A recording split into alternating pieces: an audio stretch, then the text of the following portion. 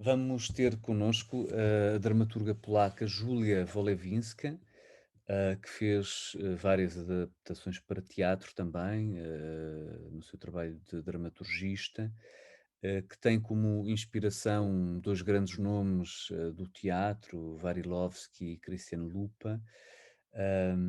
Muitas das suas peças estão focadas nas questões de género e na história da própria Polónia, e no momento é diretora do teatro de Bydgoszcz, um teatro no interior da Polónia, e vive entre Varsóvia e a Polónia. So, Julia, you wrote a play called Cage, in English, Klatka in Polish, or Jaula in Portuguese. So this play that you wrote, I gave you an input as to the other playwriters. That is, what did you saw from your window? What was going on in your country in the first lockdown? Um, and you wrote about your experience that you were arrested and you were in prison because you were in the protests against the abortion law. So, uh, what is this play, Cage?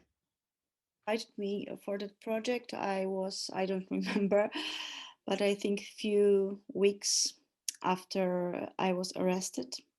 So, in one hand, it's based on my experience, but of course, it's a metaphor. It's not me in that play, but yes, the fact is, I was arrested because I was protest in a street uh, not far away from house of Jarosław Kaczyński. You know him. He's, in my opinion, Polish dictator right now. And I was protested because of abortion law. On the other hand, I based on kind of diary of my friend, homosexual friend. He was writing that, of course, the words are mine, but it's based on his experience. He's a gay, and he stopped his relationship. And I wrote that because a few months, I think in May last year, we had very big protests against neo-Nazis who bite a lot of gays because the situation in Poland of homosexualists are very, very, very bad.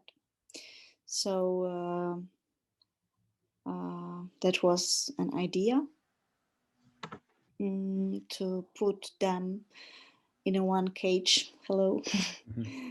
Into one cage and give them a breath. And I wanted to put another person, the policeman, but I wanted to make him not a typical policeman. It was my imagine, of course, when I wrote about him. And of course, there are a lot of connections of Catholic religion on the text because Poland is very Catholic country. So that's that. So you focus also this the play about this the abortion law, the political situation in Poland, gender, homosexuality, and these people and your experience. So these people are in a cage. So it's kind of metaphor of this lockdown that also we had and you Yes, had. because in one hand we are all in the whole world. We are in a cage because of COVID-19. We are all locked it, and in Poland they put people to jail, and it's not metaphor. So it's our real life. Yes, I thought that it could be interesting to connect that to spaces and to situations. And Julia, what about your expectations about this play here in Portugal? Is the first play that is translated to Portuguese? Yes, it is. Okay. Yes, it So, is. I have translated 2 plays in Spanish, but it's stupid that I'm talking about that because it's like Poland, it's close to Russia, and everybody could say, yes, I have 2 plays in Russian, but it's okay, you are from Poland. So no, that's the first one in Portugal. I don't have any expectations. I'm very interested on what is interesting you in my play, and if it's everything clear for you. okay. Okay. We have also João Amorim is one of the actors from the play. Nice to see you. Hello. Hello. Hello. Sorry, Julia, but my English is very bad. Don't worry. Today I'm so tired that my English it's very, very bad also. And I write in the chat when Yes.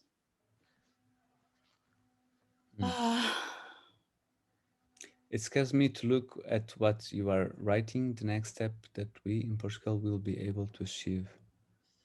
percebeste, Ricardo? Ou seja, parece que quase que dá para identificar ou perspectivar que aquilo que a Polónia vive com aquilo que a Júlia nos diz pode ser o próximo degrau que nós, em Portugal, poderemos chegar. Okay. Com esta questão da extrema-direita, da intolerância, da xenofobia. So I will translate. João was saying that your play functions for us in Portugal like you are like avant la lettre, a little ahead, a step ahead from us, because we are also facing these right wing and these populists here in Portugal. And so your play also deals with that, with the right wing in the government and all these problems that are associated with that. But I'm very interested how it's about in Portugal about homosexuals law. You could marry each other or adopt kids or no? Yes, we are. Yes, a few. I can't remember how many years ago we had a great debate about it, and but I'm talking about. We are talking about maybe time passes, and sometimes we lost the notion of time. But I think Ricardo helped me maybe 15 years ago, perhaps. Yes, we had our first debates about the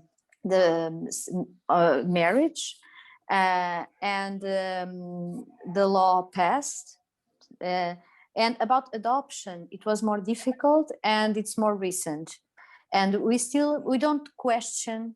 I think the Portuguese society in a certain way doesn't question the marriage, but adoption it's another subject. Although the law was approved and today is possible to adopt, and today we have more other debates. And I think, for instance, in the youngest, homosexuality is not a question. Of course, you still have, it's still a minority. It's still treated like a minority. You don't have the access as you people still have this need to hide in professional ways, for instance, family and so on. But in terms of the society and for the youngest, it's something that they don't question. But it's very interesting, because when I was studying, it was 18 years ago, it was not a subject in Poland, because we had maybe not leftish government, but quite center government. We joined to European Union, and we all thought that it will be okay in Poland. But from 7 years, we have very rightish government. And it's not only a question, it's a problem, because rightish started to bite homosexuals. Right now we have, I think, the worst abortion law in Europe. And I thought we will be, like Portugal right now. I couldn't expect that happened. So I'm very happy that in Portugal it's okay, but be careful. And no, I think that what João was trying also to say, yes, is that today we take this for granted. Yeah. And yes, for us today, this is for granted, and we don't see in a few years that it will be possible to come back, to go back. yes. I just said the same, because I couldn't imagine when I was a young woman that it will happen in Poland. Yeah, but it's possible to go back. Yes, it is. I think that this is the question today, and I think that what João was trying also to say is that we are today in Portugal facing this. It's possible to go back. And yes, it is. I hope not. And we are fighting, of course, because it's not so easy that the whole Poland is rightish. No. We are 50% very leftish and 50% very Catholic and rightish. And it's a real war in society, in Polish society. And I could be very ashamed of Poland right now. But on the other hand, I'm not, because we are fighting on that. And there are a lot of fantastic people, clever and open. And, but yes, be careful. And I think the lesson is you have to talk about that, and you have to teach another generation. Okay, I'm old woman. I'm saying that. We are. And I think that the question is, it's not just in Portugal, it's not just in Poland. I think that the great danger of all this is it could be in Europe. Mm-hmm. And of course, we can see that what was happened in USA. Yes, we had Trump, so it's very, very similar situation like in Poland. Yes, but I think that the hope of the American experience is that, okay, so Trump is out of the game, at least for now, and it's possible that people start to see that that kind of populism it doesn't work, it doesn't resolve your problems, because the promise is when you say we have to end with the homosexuals, we have to end with immigrants, because that's what is, that is the threat to our way of life, to our system. But that's not true. And I think that in the American case, what people understand is this won't solve, don't solve our problems, didn't solve our problems. So this is not the way. And I hope that this will work to other countries that have the same problem right now. Let's see. Yes, but I think that in Poland is very bad because the third force in Poland is Catholic Church, Yeah. and it's a really big force right now, and I don't know what to do with that. I go out from church a few years ago, officially, but they do what they want, and our government are giving them a lot of money, and also our government made a new law, and they are giving every family 150 euros every month if you have a kid. Good. So people are voting on them. Yeah. And human rights are not so, important as money. Yeah. I think also here in Portugal, of course, we don't have a extreme right wing in the government. We never had, but we were ruled by right wing government, and every time they try to do a change in our constitution, and of course you have to have 2/3 of the parliament to do another constitution, and they never had the possibility. But it's kind of our guarantee to continue. But it's a continuous fight. I also think that is a continuous fight, and also, as you were saying about the younger generations, we also in the next 2 days we will have our revolution day, 25 de abril, and yeah, this idea of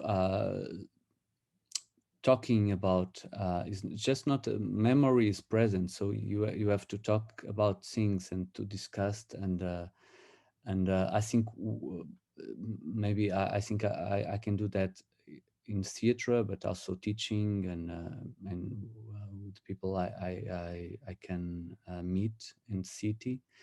Um, um, do you feel that the theatre is threatened in Poland? There is censorship there. What do you feel about it? Are you? But you are asking if theater in Poland is important or destroying No, by no. government. No, I think, of course, I think it's important. But if you feel that with theatre, you can use theatre as a weapon, and if theatre is being a target about this your right-wing government, is there censorship there, or is there kind of taking money in the theatres, or? No, they cut money. Okay. We just wrote 18 project of grants to our Ministry of Culture, and they didn't give us no one. So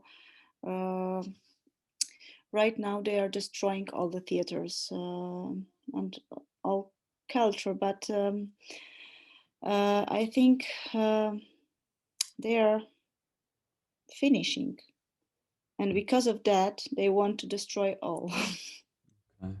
Okay. As you are the deputy director of Bydgoszcz Theatre, you are feeling that the financial cuts are putting in risk the your program, the work you do with the community. No, because we have adaptation from the city, and in big cities as Warsaw, where I'm living, and also as Bydgoszcz, that government money are not the only one financial. So we have money from the city government. But if I want to do something more, I have to ask for government money, and they are not giving us nothing. They are giving only for Catholic songs right now. Really, it's not funny. Really, Wow. they are so stupid. But no, we have money, for paying for actors and directors and for all fees in buildings. So it's not like that. Okay. And Julia, you were talking in the beginning about the Aurora Playwright Prize that you are doing Yes. in your theatre with. So you were talking that you receive a lot of plays. 300. Yes. I have it in my car right now. Okay. So you didn't start to read yet the plays? I'm just saying that if there is some when you read so much plays, maybe some themes are telling us the zeitgeist. What is the problems of No, play? to be honest, I will start it to do on Monday. So I don't know what is the topic of contemporary playwrights, because we focused on East writers from Ukraine, Belarus, Russia, Kyrgyzstan, but also Czech Republic and Hungary. So I will see and I will tell you in 2 months. I will know. Yes. And how was to deal with this amazing writer Svetlana Alexievich. that won the Nobel Prize? We started with Wojtek, with a head of Polish theater in Bydgoszcz, of being heads on November. And I think we are the youngest theatrical heads in Poland. And we are crazy. And we said, okay, I know Russian quite well. And our producer is from Russia. So we wrote to Belarus Pen Club. And I called one day to Svetlana Alexievich and told her about my idea. And she said, yes. Okay, I will do that. So, it was like that. Okay. We were both in shock that we did it. I think that she was interested because it's focused on East. And she wanted to help, I think, Belarus and Ukrainian playwrights. Okay. I can imagine. Yeah. I read in Portuguese, of course, the end of the Soviet Man that she wrote with a lot of testimonies about the fall of Soviet Union, and it's amazing. It's just amazing, different perspectives about that. It's really amazing. Yes, but our Nobel Prize, Olga Tokarczuk, she said no for us. It was funny because she said she hates theater. Who likes? I don't know. Okay, I don't know if anyone wants to say something to Julia. It's really nice to talk to you, Julia. I know Yes, you too. I would like to come to Portugal in July. Really. we will welcome you very well, I think. Yes, I could buy a ticket from theatral money. So